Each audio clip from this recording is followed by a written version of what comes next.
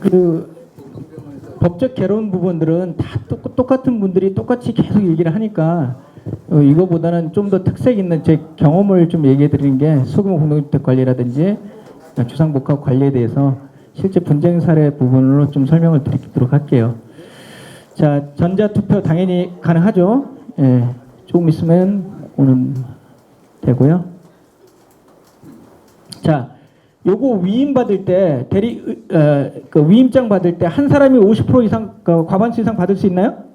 예, 49%까지만 받으세요. 한 사람이 전체를 다 대리할 수는 없습니다. 그래서 뭐 50% 추가하면 또 문제가 되니까요.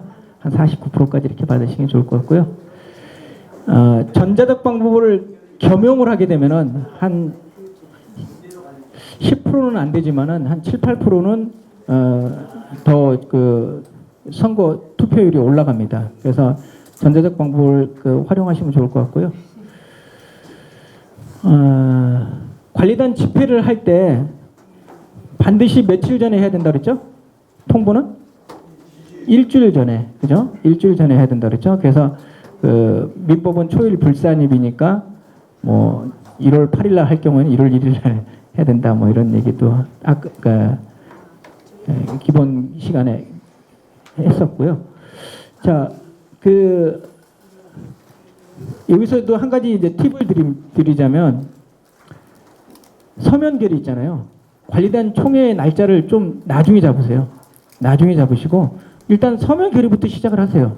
서면 결의에 날짜 없으면 안 됩니까? 날짜 없어도 됩니다. 예.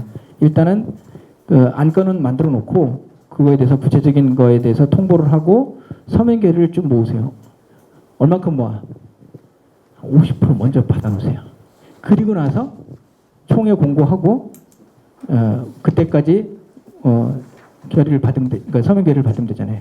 근데 이제 그렇게 미리 받아놓은 게 불법이냐라고 했을 때는 불법은 아니라고 합니다.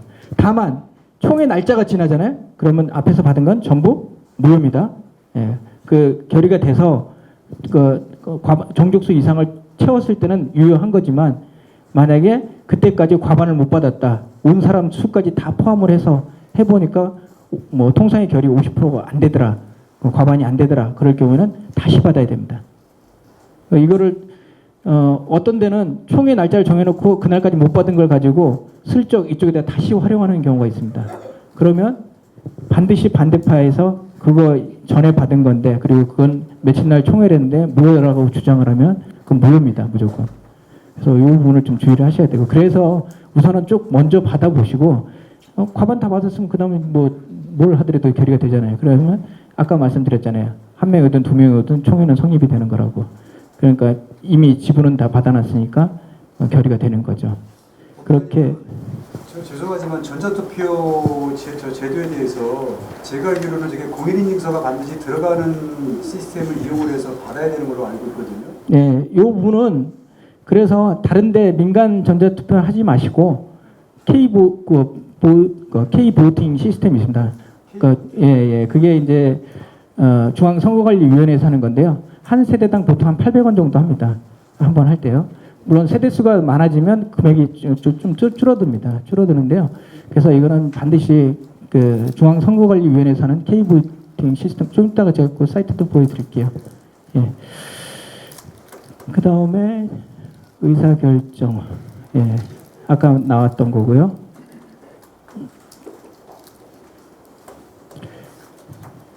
같은 얘기들이 쭉 반복되고 있습니다. 관리단 집회 사전 준비해서 관리단 집회 개최 안내문 통지를 하고 어디로 통지하라고 그랬죠? 등기부 등본상에 나와 있는 주소로. 그러면 몇 개 온다고 그랬죠? 10개 보내면 한 2개 온다고 그랬죠? 네, 그렇게 모아서 실제로 있잖아요. 어느 오피스텔은 보니까 매매 계약서를 복사를 해서 이렇게 어디서 중개를 했는지 중개사무소를 통해서 또 구분 소유자를 또 파악하는 경우가 있더라고요. 이게 적법할런지는 모르겠는데요. 이게 좀 너무 정보가 지나치게 돼 있긴 한데 그렇게 하니까 또 뭐가 그 구분 소유자한테 연락하기가 굉장히 또 편하더라고요. 그래서 입주자 카드라는 걸 작성을 할 때 그런 소유자에 대한 긴급 연락처라든지 이런 것들 보통 오면은 이제 관리사무소에 신고를 하게 되잖아요. 전입 신고라든지 이런 거 할 때 그런 것들을 꼭 미리미리 받아놔서 이렇게 해놓은 것도 좋을 것 같습니다. 그 전화번호 같은 경우는 뭐 그 점유자가 됐던 아니면 구분 소유자가 됐던 좀 2개 이상 그 배우자 것도 같이 받아놓는 게 그 명목은 뭐라고 그러냐면 뭐 응급 뭐 갑자기 물난리가 뭐 동파가 됐을 때 긴급하게 연락할 수 있는 세입자도 없을 때 어떻게 연락을 하냐. 그리고 또 세입자는 또 주차에 뭐 누가 차를 받고 갔는데 연락처가 없어서 연락이 안 될 수 있지 않냐. 그러니까 그런 부분들에서 긴급 연락처는 반드시 2개 정도 이렇게 주셔야 된다. 이렇게 해서 받아놓으면 이제 도움이 될 수 있습니다. 자, 관리위원회 꼭 둬야 되는 건 아니라고 그랬죠. 관리 규약에 관리위원회를 둬야 된다는 조항이 반드시 있어야 된다고 그랬죠. 심지어는 그 구분 소유자만이 그 관리위원이 될 수 있다고 그랬죠. 이거는 그 뭐 실명을 받게 되나? 저기 삼각지에 있는 뭐 오피스텔인데 아들이 관리위원을 하려고 그러는 거예요. 그러니까 관리위원은 누구만 할 수 있죠? 구분 소유자만이 할 수 있잖아요. 그래서 아버지가 아들한테 1000분의 1을 지분을 넘깁니다. 그랬더니 야 이게 말이 되냐 편법이다 그래가지고 법무부에다가 이거를 이게 가능하냐 하고 이제 올렸더니 법무부 답이 뭐라고 왔을 것 같아요? 가능하다라고 왔습니다. 예. 왜냐면 구분 소유자 맞잖아요. 1000분의 1. 법이 뭐 그렇게 돼 있으니 어떡합니까? 예. 그런데 배우자를 구분 뭐 투표를 할 수 있게끔 그렇게 구분 소유권을 의사 결정을 할 수 있게끔 그렇게 해놓은데도 그게 유효할까요? 유효 안 하죠. 유효 안 하는데 관리 규약에다가 배우자가 할 수 위임장이 없어도 의결할 수 있게끔 아파트처럼 그렇게 할 수 있게끔 그렇게 그런 조항을 넣어놓은 거예요. 그게 유효하냐라고 했더니 또 유효하다. 예? 예. 그거는 특수한 경우입니다. 그러니까 될 수 있으면 그렇게 그 분쟁에 휘말리는 조항을 넣을 필요는 없고요. 그 부분에 대해서는 그 가족이기 때문에 이제 그 배우자 위임이 그 사람이 그 의사 표시 있잖아요. 진입 파악이 될 수 있다라고 이제 판사님이 그걸 본 거죠. 그러니까 그건 법상 꼭 맞는 거 아닙니다. 예, 규약에 이제 그런 부분을 유출해서 규약은 자치적으로 자기네들이 정하는 헌법이니까 규약에 그렇게 정했으니까 그런 부분들을 예외적으로 인정한 거지 그건 실제적으로 그렇게 하면 안 됩니다. 그러니까 그 다음 거 보실까요? 네.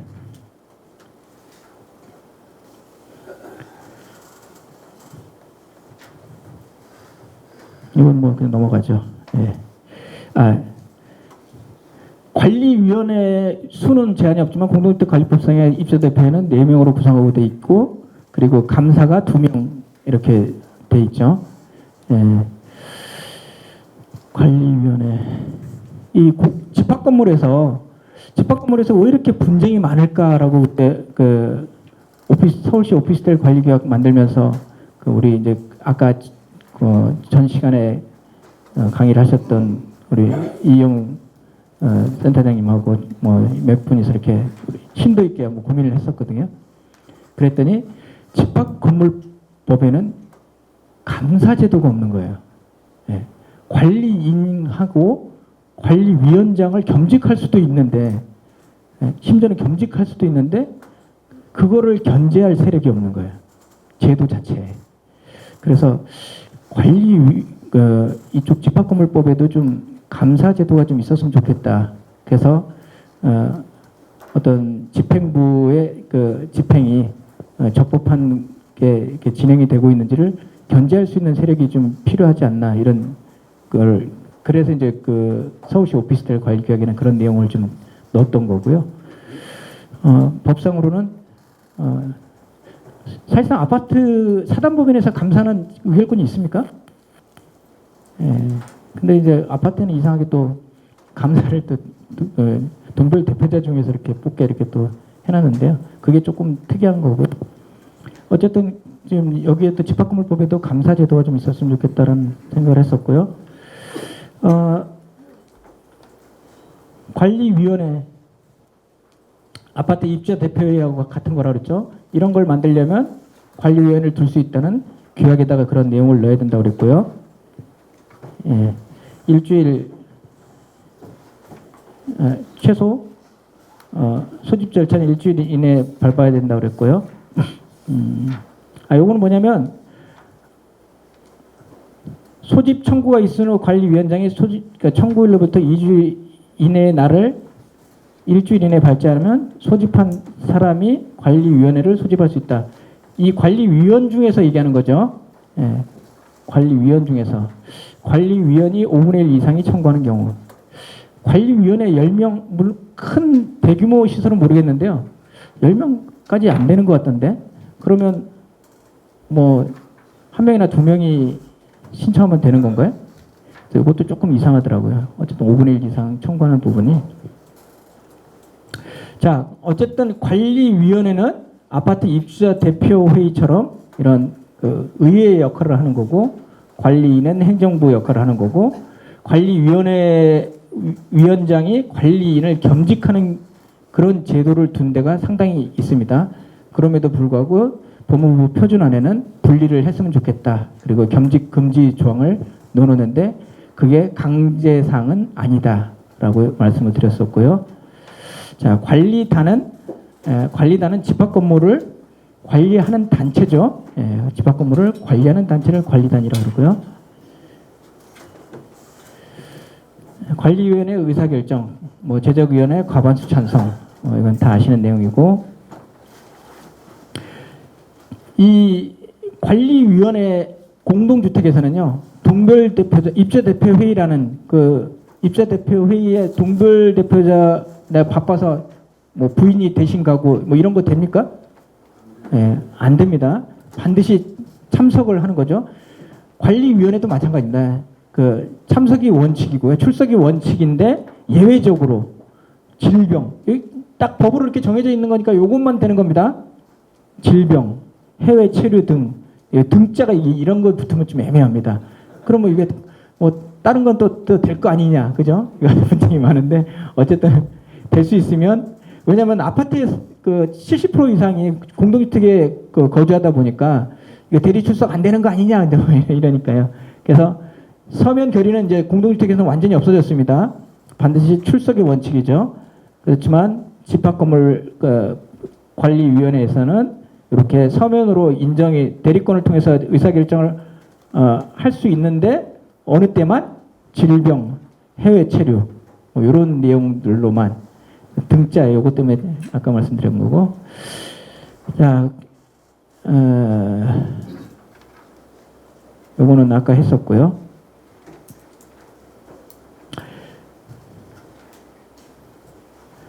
전자투표로 아파트에서 해임을 한 경우가 있었습니다. 입주자대표 회장을 전자투표로 해임을 했더니 법상에 그 선임은 그러니까 전자투표를 할 수 있게 돼 있지만 해임에 관한 사항이 없지 않느냐 해가지고 다퉜는데 결국은 그 사람이 또 이겼죠. 예. 그래서 그 뭐 법은 또 보완이 됐을 건데 여기서는 지금 규약에 이런 부분들이 좀 애매한 거는 집합건물법에서는 규약이 헌법이라고 그랬잖아요. 그래서 규약에 이런 내용들을 충실히 담아놓으면 문제가 해결이 될 수가 있습니다. 그 다음에 관리위원은 구분 소유자들, 이거는 아까 했었고요. 이렇게 관리위원은 결격 사유를 두고 있습니다. 결격 사유는 해임 사유하고 다릅니다. 결격 사유는 그냥 아웃입니다. 여기에 해당되면 그냥 아웃이에요. 예. 관리비 3개월 밀리면 관리위원회에서 그냥 자동으로 아웃입니다. 예. 해임의 절차가 필요가 없습니다. 자, 집합건물 관리와 관련해서 벌금 100만 원 이상의 선고를 받고 5년이 지나지 아니한 사람, 금고 이상의 형을 받고 집행유예 기간이 끝난 날부터 2년이 지나지 아니한 사람. 자, 금고 이상이라는 것은요. 금고는 깜빵이 가는 겁니다.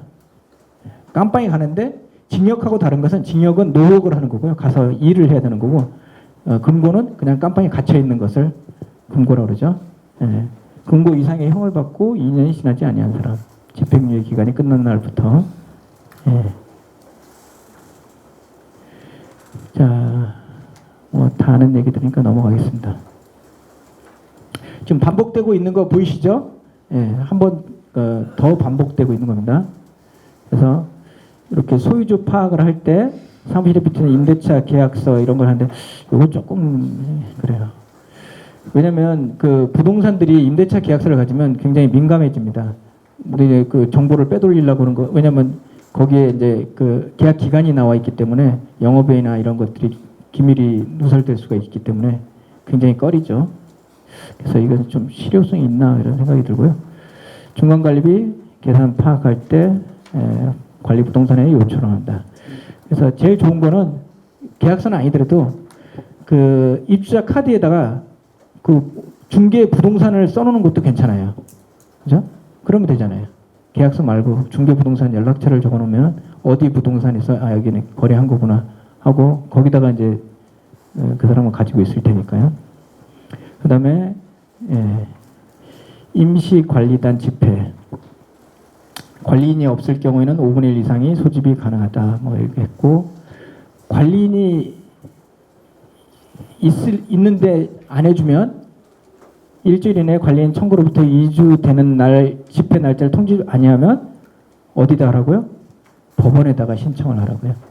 누가? 이 5분의 1 구분 소유자 이름을 쭉 적은 사람들이 연명을 받아가지고 전체 구분 소유권이 5분의 1 되는지를 알 수 있도록 해서 신청하면 되겠죠. 자, 아까 말씀드린 것처럼 방문, 팩스, 우편 전부 다 가능하되 어떤 투표를 하는 행위에 있을 때는 비밀 보장이 되는 방법으로 해야 된다라는 거고요. 대리는 위임장이 필요하고. 자, 아르바이트를 고용해서 전화 독려하는 것도 효과가 있습니다.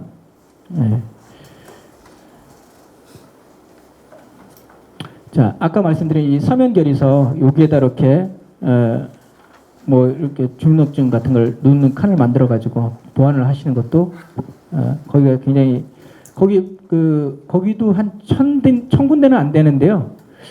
몇백 군데 되거든요. 500은 넘고 그런데도 되더라고요. 며칠 만에 총회가 가능하더라고요. 그래서 아 그렇게 하는 게 참 효과가 많구나 이런 걸 봤거든요. 요거는 아까 설명드렸고 똑같은 얘기들이 계속 나오고 있습니다.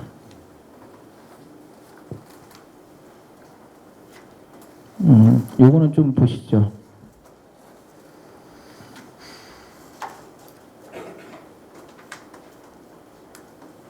통지된 사항만 결의할 수 있다라는 거. 그 다음에 특별결의. 특별결의는 통상의 결의는 경감할 수 있지만 특별결의는 강행 규정이라고 했습니다. 이건 못 바꿉니다. 5분의 4 그리고 4분의 3 소유 머릿수와 의결권 지분이 항상 엔드 조건으로 만족시켜야 된다고 그랬죠. 그래서 공용 부분의 변경, 관리 규약의 설정 변경 폐지, 사용 금지 청구, 구분 소유권의 경매 청구, 전유 부분의 점유자에 대한 인도 청구 뭐 이런 내용 중에서 어떤 부분이 좀 문제가 있냐면요.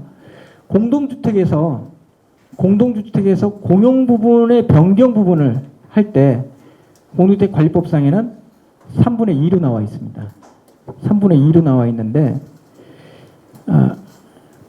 아까도 말씀드렸다시피 입주자 대표회의라는 것도 물론 소유자들의 대표 단체이긴 하지만 누가 투표한 거죠? 그러니까 세입자도 사용자도 투표를 하잖아요. 그죠? 집주인 소유자들만 투표를 해서 뽑은 게 아니잖아요. 그렇기 때문에 단체성이 단체의 대표성이 좀 떨어집니다.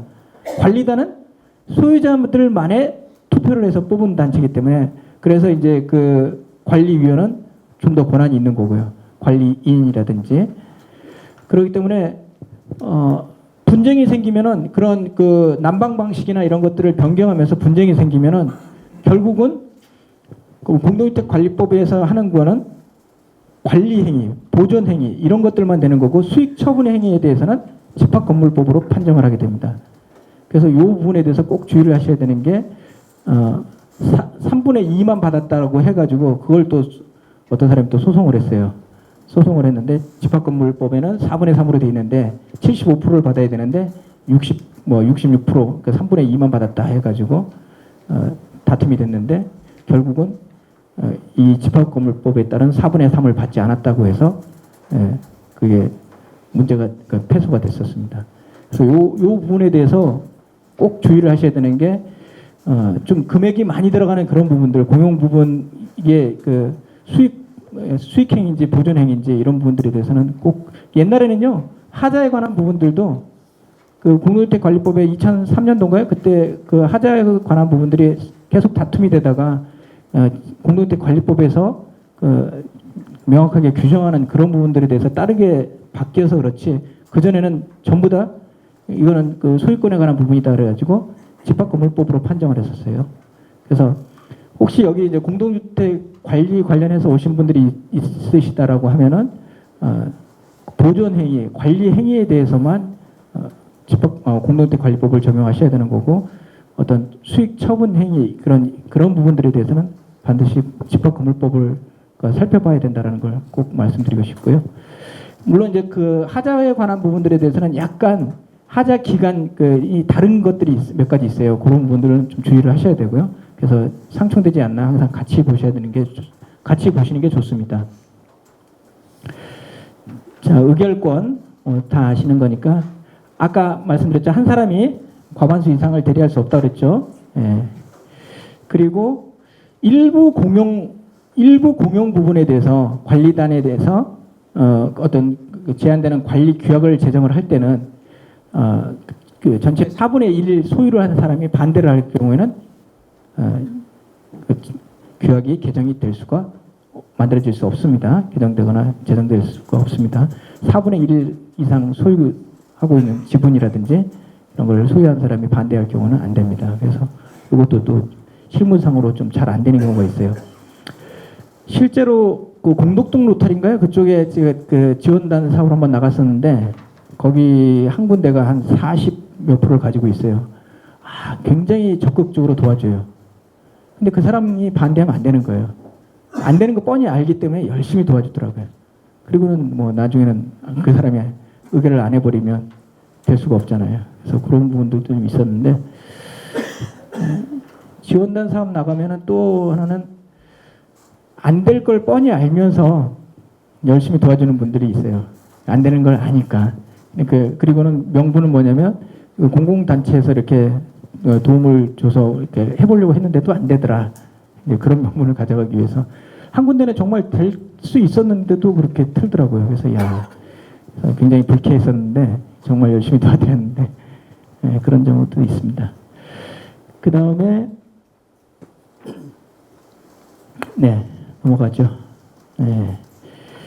요즘에 뭐 그 점유자에 대한 권리 부분이 우리 집합건물법에도 2012년 12월 18일 날 집합건물법이 개정이 되면서 이 점유자의 권리 등이 이게 좀 강화가 됐습니다. 그래서 관리인을 뽑는다든지 관리위원을 뽑는다든지 관리 규약은 아닙니다. 이거 꼭 명심하셔야 돼요. 관리 규약은 안 됩니다. 관리 회사, 관리 방법 이런 것들을 결정하는 관리에 관한 부분들, 공용 부분의 관리에 관한 부분들은 점유자도 소유자가 굳이 행사하지 않았으면 점유자도 할 수 있다라는 거.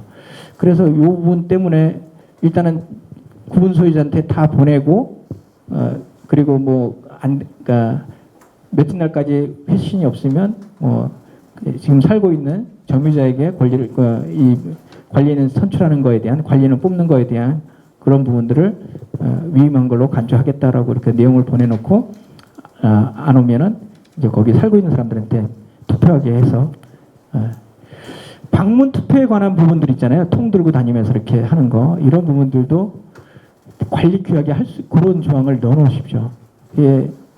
이게 꼭 분쟁이 되더라고요. 그런데 그 전에 이제 법정 관리하는 아파트에서 분쟁이 있어가지고 법정 관리하는 아파트에서도 통 들고 다니면서 선거를 그렇게 하더라고요. 그래도 뭐 거기는 뭐 법정 관리니까 인정이 됐는데 규약에 그런 부분들을 넣어놓지 않으면 꼭 다툼이 일어납니다. 그래서 방문 투표를 할 수 있다라는 그런 조항들을 반드시 규약으로 마련하는 게 좋습니다. 자, 그래서 어떤 그 소집 통보 내역을 통보 명세를 게시판에다가 이렇게 게시하면 가름한다는 조항도 관리규약에 넣어놓으세요. 그러니까 뭐냐면 통지를 하잖아요. 1차 이제 외부에 사는 소유자들한테 다 보내요. 구분 소유자들한테 보내고 2차 뭐 그 단지에 게시판에다 붙여야 됩니다. 근데 이런 것들 게시로 가름할 수 있다는 조항을 관리 규약으로 마련하더라고요. 우체통에다 이렇게 다 넣는 거예요. 호실별로 넣는 거, 꽂는 거. 됩니까? 그거는 인정받지 못할 수가 있습니다. 그래서 어떤 곳은 다툼이 많은 곳은 그거를 일부러 우편으로 보내는 데가 있더라고요. 우편으로 보낸 것을 이제 반대파가 그렇게 우편을 보낸 거를 왔다고 다 뺀 거예요. 그랬더니 또 형사 고발을 했어요. 근데 그 처벌이 되더라고요. 예. 그러니까 뭐냐면 그냥 꼽는 건 빼도 되는데 예? 그것도 이 우편물은 이거 법적으로 보호를 받는 부분이기 때문에 그거를 쫙 무대기로 꽂혀 있으니까 그냥 꽂은 줄 알고 뺐는데 그래서 물론 제가 관리했던 곳에서도 그런 분쟁이 한번 있었어요.